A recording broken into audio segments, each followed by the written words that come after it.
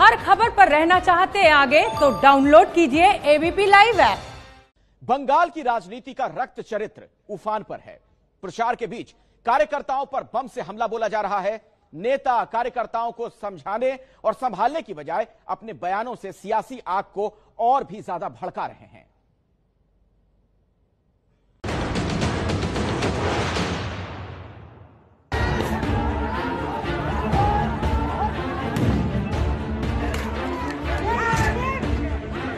बंगाल में चुनावी ढोल से पहले बम बारूद का शोर सुनाई देने लगा है।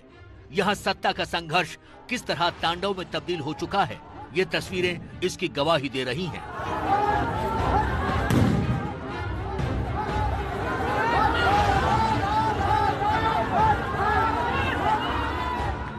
हंगामे और अफरा तफरी का ये आलम बंगाल के बर्धमान जिले के बाराबनी इलाके में मचा हुआ है, जहां बीजेपी के और नहीं अन्याय अभियान के दौरान टीएमसी के कार्यकर्ताओं ने बम से हमला बोल दिया।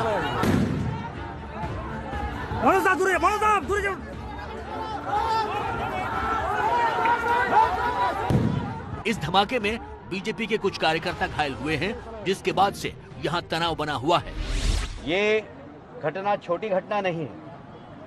यदि शांतिपूर्ण प्रदर्शन को इस प्रकार पुलिस और गुंडे दबाने की कोशिश करेंगे तो हम उसको बर्दाश्त नहीं करेंगे। पुलिस का राजनीतिकरण तो देखा है, पर यहाँ अपराधीकरण भी हो गया। अपराधियों से भी साठगांठ है पुलिस की। बंगाल की राजनीति के इस खूनी संघर्ष की वजह अगले साल होने वाले विधानसभा चुनाव है, जहां ममता बनर्जी से बंगाल का किला छीनने के लिए बीजेपी ने पूरा जोर लगा दिया है। ममता सरकार में भ्रष्टाचार का आरोप लगाकर बीजेपी पूरे बंगाल में और नहीं अन्याय अभियान चला रही है और वर्धमान में इसी अभियान के दौरान टीएमसी कार्यकर्ताओं ने हमला बोल दिया। बंगाल में बीजेपी और टीएमसी कार्यकर्ता सड़कों पर भिड़ रहे हैं, तो वहीं उनकी पार्टी के नेता कार्यकर्ताओं के इस खूनी खेल में अपने बयानों से आग में घी डालने का काम कर रहे हैं। ये तस्वीरें कल कोलकाता में बीजेपी के प्रदेश अध्यक्ष दिलीप घोष की रैली की हैं। मंच पर पहुंचते ही दिलीप घोष ने ममता बनर्जी पर आक्रामक अंदाज में हमला बोला, जिक्र किया जय श्री राम के नारों का, लेकिन खुद मर्यादा भूल बैठे। जय बांग्ला बोले बांग्लादेश बानाबो चक्रांत चलছে এখানে। দিদিমণি জয় শ্রীরাম শুনলে শরীর খারাপ হয়ে যাচ্ছে। হ্যাঁ, গায়ে কিসের রক্ত আছে? জয় শ্রীরাম সহ্য করতে পারেন না? লজ্জা করে না? রামের দেশে আছেন আর মতো কাজ করছেন। सिर्फ ममता बनर्जी ही नहीं, टीएमसी के दूसरे नेताओं को भी दिलीप घोष ने निशाने पर लिया और नजर आने पर चमड़ी उतारने की धमकी दे डाली। সেদিন টিএমসি লোককে আমি খুঁজবো কোথায় আছে। রাস্তায় বেরোবার হিম্মত হবে না।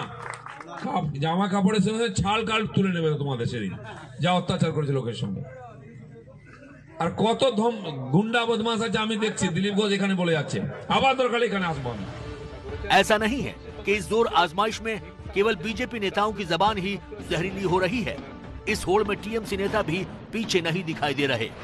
बीते दिनों खुद ममता दीदी के भतीजे अभिषेक बनर्जी ने दिलीप घोष के खिलाफ अपशब्दों का इस्तेमाल किया था। কৈলাস বিজয়বর্গীয় বহিরাগত আমি নাম করে বলছি ভারতীয় জনতা পার্টির পশ্চিমবঙ্গের সভাপতি দিলীপ ঘোষ গুন্ডা মাফিয়া। আমি তো নাম করে বলছি অমিত শাহ বহিরাগত। আমি তো নাম করে বলছি সুনীল দেওদার বহিরাগত। আমি তো নাম করে বলছি কৈলাস বিজয়বর্গীয়র ছেলে আকাশ বিজয়বর্গীয় গুন্ডা। আপনার ক্ষমতা থাকলে আমার বিরুদ্ধে মামলা করুন। ऐसे बयानों ने बंगाल में सियासी पारे को चढ़ा रखा है, जिसका असर कार्यकर्ताओं के बीच जंग के तौर पर दिखाई दे रहा है। बीजेपी का आरोप है कि जानबूझकर टीएमसी के लोग उनकी पार्टी के कार्यकर्ताओं को निशाना बना रहे हैं और अब इस राजनीतिक हिंसा में 100 से ज्यादा बीजेपी कार्यकर्ताओं की जान जा चुकी है।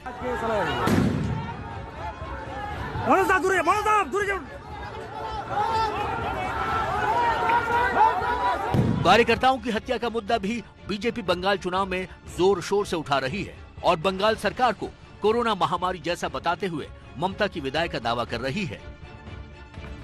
आज एक पार्टी सत्ता में है, यहाँ भरपूर मेजोरिटी लेके है, फिर भी 3 सीटिंग एमपी पार्टी छोड़कर हमारे पार्टी ज्वाइन कर चुके हैं।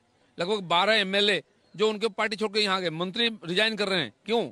इसका कारण वो पार्टी टूट रही है, लोगों का विश्वास खो चुकी है और ये दिसंबर महीना एक परिवर्तन का महीना है, शुरू से ही इस प्रकार शुरू हुआ है, इसलिए इस दिसंबर के बाद कोरोना भी जाएगा और टीएमसी भी जाएगा। कुछ दिन पहले बंगाल के दौरे पर गृह मंत्री अमित शाह ने तुष्टीकरण की राजनीति को लेकर ममता पर तीखा हमला बोला था।